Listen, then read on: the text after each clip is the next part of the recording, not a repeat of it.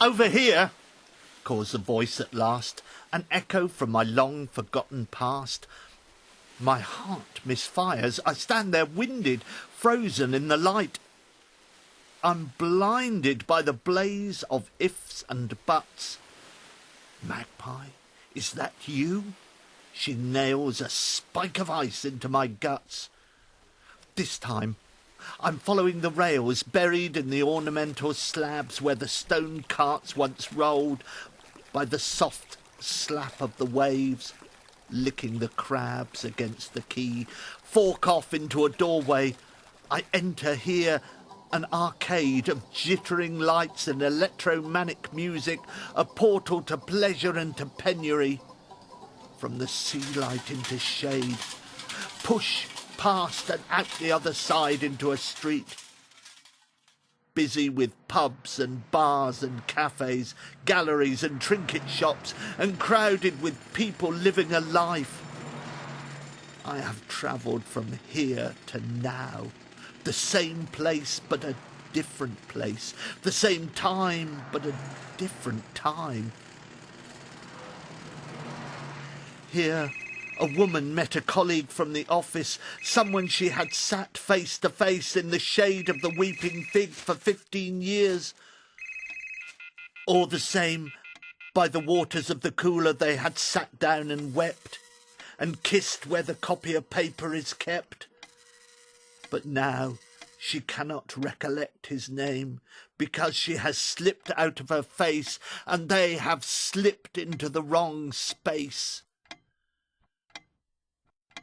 Continuity, certainty is this here and now, is different from that here and now, yet both are here and now together.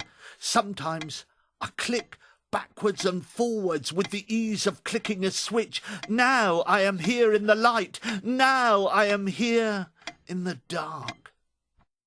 Sometimes they are alien dimensions, livid light and dully dark, a world, a universe apart. A set of concrete steps leading to thin air, a doorway opening onto a brick wall, the stone slab rails leading into amusement arcades. What's that all about?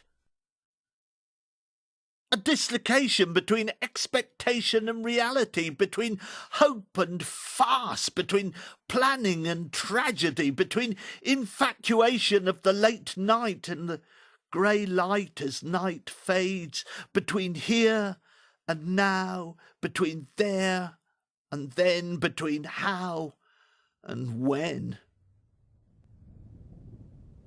Wandering the school field where the village fete is held, people jostle and are anxious, straining to get the ring over the goldfish, to bowl down the skittles before the weather breaks. The black clouds gather beyond the fretting poplars, and the fractious pines shake, and the drizzle begins. The church spire points angrily to the lightning. I shove into a tent thick with the green smell of damp plants and wilting vegetables, and push out through the back into calm sunshine. The quiet breeze sways in the elms, and the clock in the church tower points to 10 to 3. This is where I am, here and now, in this other place, here and not here. My life. Do you hear me, Magpie? Do you remember all this? My life, I say again, has been an overlapping of realities, kept apart for sanity. Son, husband, father, poet, clown, gardener, driver, teacher, idiot.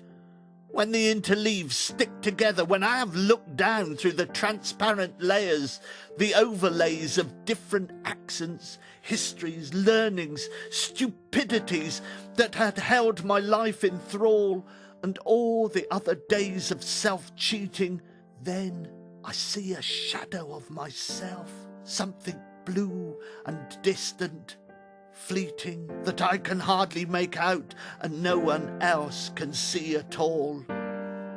Down the lane past the church and by the village hall, where my mother ran the library on a Wednesday. Where the water meadows lay, we ran and played and were chased by bullocks and walked on Sunday beyond the fields. The bulrushes grew far over our heads, little paths ran through muddy even in summer, and the wooden handrails of the bridge, where we could hang above the black water, watching the tiny silver fishes in their swarms and the dark green weed swaying back and forth in stately current. And then, much further on, through more thickets of rushes, the path crossed the brick and stone footbridge. They said there was a mill there once. Here the river was more acute and moved its oily bulk through the brick-lined race over the foot-high weir in a glassy sheet into the bottomless pools beneath. I could not cross the weir without my sister's hand, but always we would stand transfixed together, gazing into the deep, and promised ourselves we could see a body, white skeletal, grinning in the deep silky mud. And then we would laugh and run, sidling on across the weir till we were free into the fields again. And now I wake at night, startled from a dream in which I am sliding down into a deep, dark pool, and looking up, I see the distant rippling image of the sky and the children's faces staring down in delicious terror before they run off without a sound. You can see me, magpie, plain as day.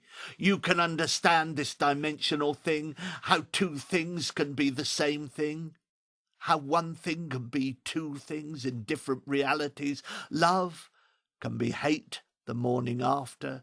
Too much sweetness can be bitterness in the mouth, and hate and bitterness can turn to laughter.